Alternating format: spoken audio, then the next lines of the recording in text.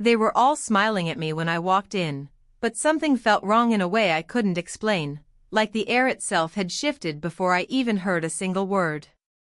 Not one face looked genuinely surprised to see me, not one expression felt natural, and in that quiet, heavy moment, standing in the middle of that room, I realized something slowly and painfully. I hadn't been invited to celebrate anything at all. I had been invited to be humiliated. It was supposed to be a simple party, nothing special, nothing dramatic, just a normal gathering with music, laughter, familiar faces, and people I believed I could trust, but the silence felt intentional, the smiles felt rehearsed, and the atmosphere felt carefully constructed, like a stage set for something I hadn't agreed to be part of. And that's when the truth settled into my chest with a strange, calm weight. This wasn't random, this wasn't misunderstanding, this wasn't a mistake, and it definitely wasn't accidental. It was planned. I didn't cry, I didn't react, and I didn't walk away, because sometimes the most powerful moment in your life isn't when you fight back, but when you stop reacting, start seeing clearly, and realize that the people around you just showed you exactly who they are. They had invited me casually, like it meant nothing, like it was just another normal gathering that didn't deserve a second thought.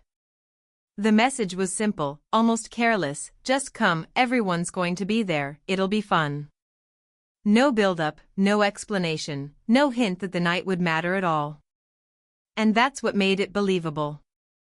That's what made me trust it. I didn't prepare for anything special. I didn't dress for attention. I didn't rehearse a version of myself that looked impressive or successful or untouchable.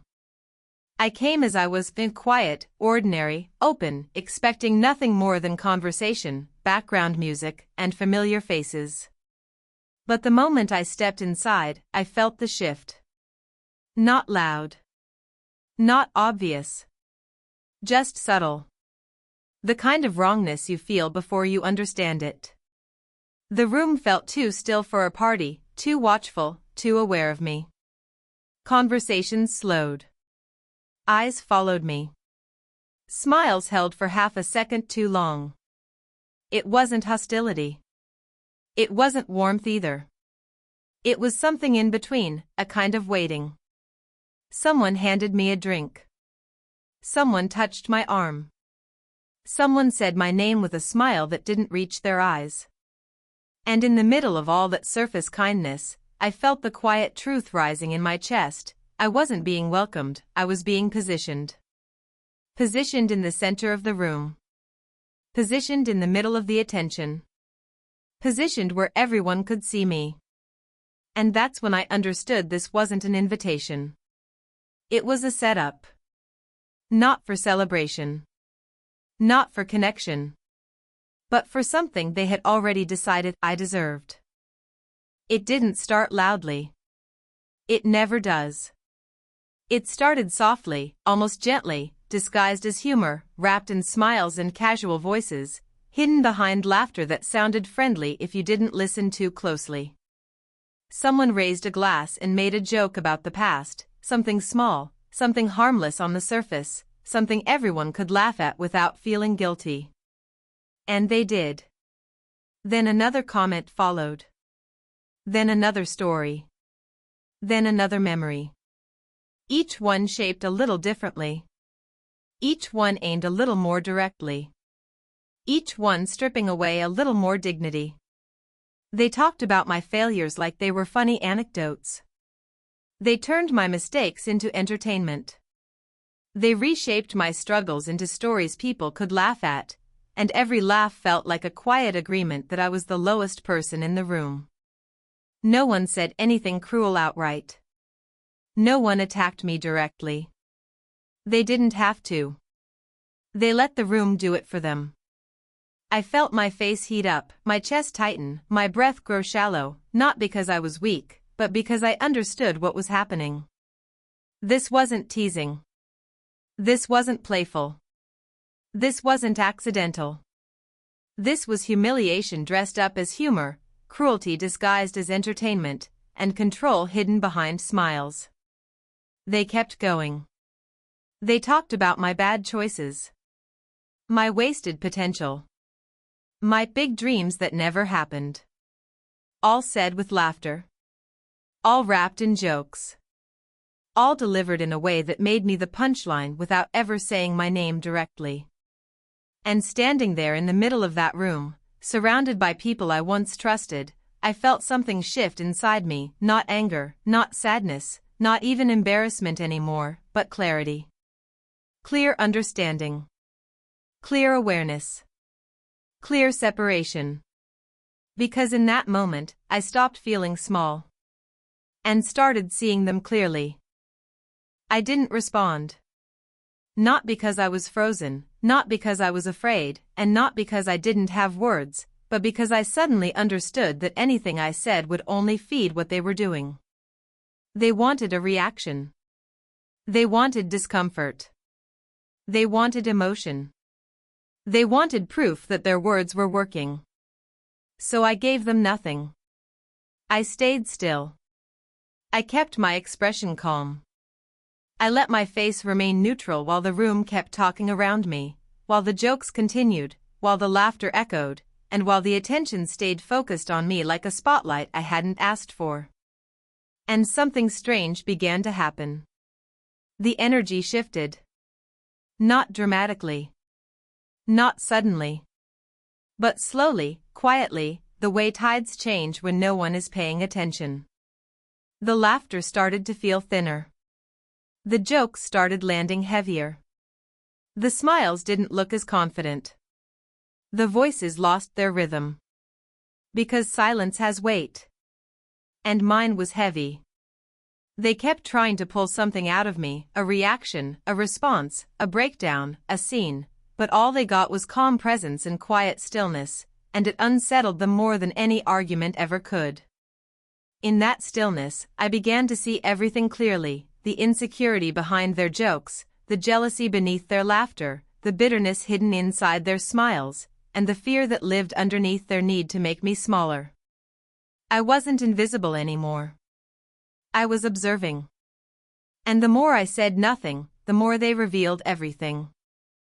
I didn't stand up. I didn't raise my voice. I didn't confront anyone directly.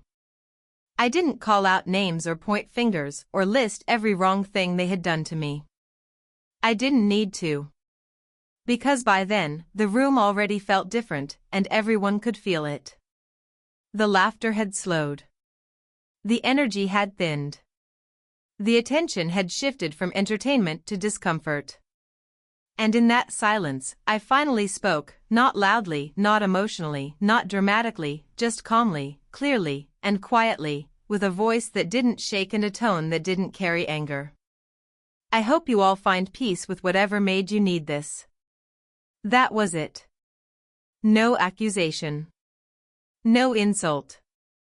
No explanation. No defense. Just one sentence. And the room collapsed inward. People avoided my eyes. Conversations stopped. Glasses paused mid-air. Smiles disappeared. Because calm truth doesn't need volume to be powerful. I didn't expose their secrets. I didn't reveal their lies. I didn't embarrass them the way they tried to embarrass me. I exposed their character. And I did it without noise, without cruelty, and without becoming anything like them. In that moment, the humiliation ended, not because they stopped trying, but because I stopped participating. I didn't wait for a response. I didn't stay to see who would apologize, who would explain, or who would pretend nothing had happened. I didn't need closure from the room, and I didn't need validation from the people inside it. I had already seen enough. So I left. Not dramatically. Not loudly.